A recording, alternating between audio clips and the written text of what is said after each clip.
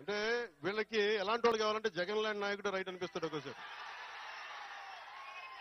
ఇంటర్వ్యూలు ఇవ్వడం, మాట్లాడితే కొడతాడు, బెదిరిస్తాడు.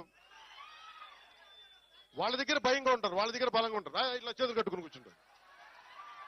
మనం ప్రేమగా ఉంటాం కదా, గుండె విప్పి మాట్లాడతాం కదా, అందుకని చులకన. అందుకని దయచేసి అందరూ కూడా,